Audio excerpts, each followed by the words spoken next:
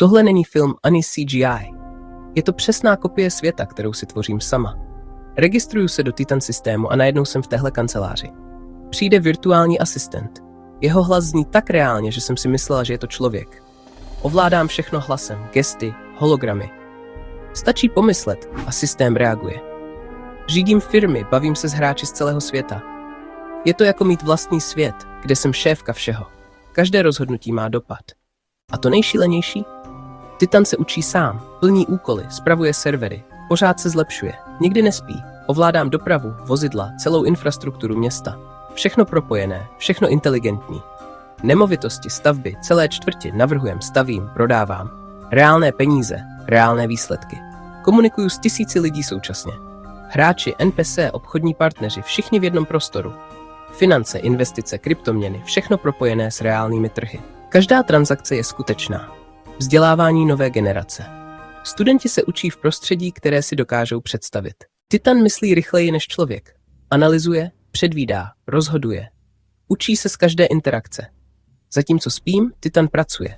Řeší problémy, optimalizuje procesy, připravuje nové možnosti. Systém se přizpůsobuje mně. Čím víc ho používám, tím lépe mě zná a předvídá moje potřeby.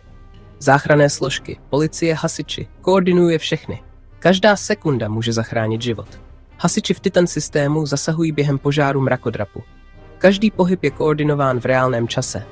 Systém analyzuje situaci, navádí týmy a zachraňuje životy během vteřin. Je to adrenalin, který cítíš i přes obrazovku. Policie reaguje na nouzové volání. Drony monitorují situaci, AI analyzuje pohyb podezřelých a navádí jednotky na místo. V Titan světě je bezpečnost otázkou sekund, ne minut. Záchranáři přijíždějí k nehodě. Virtuální asistent okamžitě sdílí zdravotní data, navádí sanitku nejrychlejší trasou a připravuje nemocnici na příjem pacienta. Každý život je v Titan systému prioritou. Politika, zákony, veřejná správa, všechno transparentní, všechno pod kontrolou občanů. Obchod funguje 24/7. Dodávky, sklady, zákazníci, všechno propojené v dokonalé harmonii. Tady končí realita a začíná Titan. Tohle je můj vlastní server. Můj svět, moje pravidla. Chápeš? Žádný limity. Když chci, aby slunce svítilo fialově, tak svítí. Fyzika? Ta poslouchá na slovo. Čas? Ten si přetáčím, jak se mi zlíbí. Prostor? Ohýbám ho pouhou myšlenkou. Je to víc než hra. Je to moje plátno, můj vesmír, kde se všechno, co si představím, stane skutečností. Nejsem žádný programátor, kámo. Jsem spíš sochař. Nebo dirigent. Tvořím světy pohybem ruky. Takhle. A z prázdnoty vyroste hora. Šeptnu slovo a objeví se les. Každý lístek, každý odlesk na vodě, každý tón. Všechno to prochází mýma rukama, mým hlasem. Je to neuvěřitelný pocit moci, cítit, jak ti pod prsty pulzuje život, který si právě stvořil. Ale co by to bylo za vesmír, kdybych v něm byl sám? To nejlepší je, že můžu otevřít dveře kámošům. A najednou nejsme jen parta kluků, co sedí doma. Jsme průzkumníci na cizí planetě, architekty, co staví města v oblacích. Společně prožíváme dobrodružství, o kterých se nám ani nesnilo. Sdílíme nejen ten prostor, ale i ten úžas. A to je na tom to nejcennější. A teď to začne být teprve hustý. Titan není jenom únik, je to zrcadlo. Reální data proudí přímo sem. Vidím, jak se venku mění počasí a v mém světě začne pršet. Ale jde to i naopak. Hranice se stírají. Objednám si pizzu gestem ve vzduchu a za chvíli zvoní kurýr. To, co udělám tady, má následky tam venku. Můj virtuální život a ten skutečný. Už to skoro nejde rozeznat. Je to propojený. A to je síla, která je trochu děsivá. A když si myslíš, že jsi viděl všechno, Titan ti ukáže, že nevíš nic. 4. dimenze. Zkus si to představit. Objekty, které existují v čase stejně jako v prostoru. Můžu se dotknout minulosti i budoucnosti jednoho předmětu najednou. Můžu vzít vzpomínku a rozložit si ji před sebou jako mapu. Je to něco, na co mozek není stavěný. Hranice? Ty už dávno padly. Tohle není jen boření reality. Tohle je vytváření úplně nový. Tohle není žádná hra. Ekonomika Titanu je živý organismus, napojený přímo na tepny reálného světa. Každý obchod tady má skutečný dopad a prachy, co vydělám, jsou reální. Je to fakt tlak, vědět, že každý klik může znamenat buď obrovský zisk, nebo průšvih. Ale ten adrenalin za to stojí. Vidím globální trhy jako nikdo přede mnou, jako živoucí mapu příležitostí. Než se vůbec začne něco vyrábět, mám to tady, přímo před sebou. Můžu si to osahat, rozebrat, změnit materiál jedním gestem. Každý detail ladím k dokonalosti, než do toho vrazím jedinou korunu. Je to jako být vynálezce a designér v jednom. Ušetří to nejen peníze, ale i zdroje. Žádný zbytečný prototypy, žádný odpad, jen čistá vize, co se stane realitou. Hranice? Ty tady neexistujou. V jednu chvíli domlouvám dodávku s týpkem z Asie, jehož hologram sedí naproti mě a v další vteřině prezentuju produkt zákazníkům v Evropě. Všichni jsme na jednom místě, v jednom okamžiku. Jazykové bariéry a časové zóny jsou minulostí. Je to globální tržiště na steroidech, kde se obchoduje rychlostí myšlenky. Lidský mozek na tohle nestačí. To množství dat je šílený. Ale moje AI v tom chaosu vidí vzorce. Analyzuje trhy, předpovídá trendy a nikdy nespí. Jdu spát a ona přebírá velení. Provádí tisíce mikrotransakcí za sekundu. Ráno se probudím a moje impérium je zase o něco větší. Je to divný pocit svěřit svou budoucnost kódu, ale funguje to. A když se něco prodá, celý systém se dá do pohybu.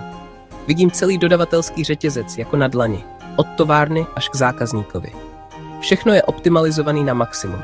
Žádný plýtvání, žádný prostoje. Každý kontejner, každý dron ví, co má dělat. Není to jen o efektivitě, je to o budování chytřejšího světa. Měním to, jak věci fungují. Zapomeňte na všechno, co jste si mysleli, že víte o hrách. Tohle není jenom další mise. Tohle je budoucnost, která se děje právě teď. Je to svět, kde se hranice mezi skutečným a digitálním naprosto stírají. Kde se myšlenka okamžitě mění v akci a dotýkáte se nemožného.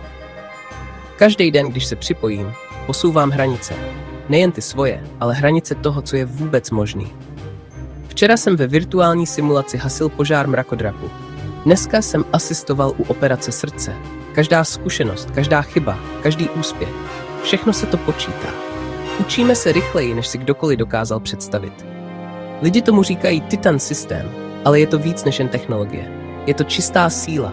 Energie, která nás spojuje a dává nám do rukou nástroje, o kterých se nám dřív jen snilo. Zkušenosti odsud si přenášíme zpátky do reality. Stáváme se lepšími, odvážnějšími. Je to síla tvořit budoucnost. Chcete to taky zažít? Chcete mít absolutní kontrolu? Ne jako diktátor, ale jako tvůrce. Jako architekt vlastního osudu. Tohle je vaše pozvánka. Připojte se k nám. Staňte se součástí něčeho, co přesahuje nás všechny. Jsme komunita průkopníků, kteří společně budují základy zítřka. Možnosti jsou fakt nekonečný. Prozkoumávat potopená města, letět ke hvězdám, nebo se jen tak setkat s přáteli na vrcholu Everestu. Cokoliv si dokážete představit, tady to můžete uskutečnit.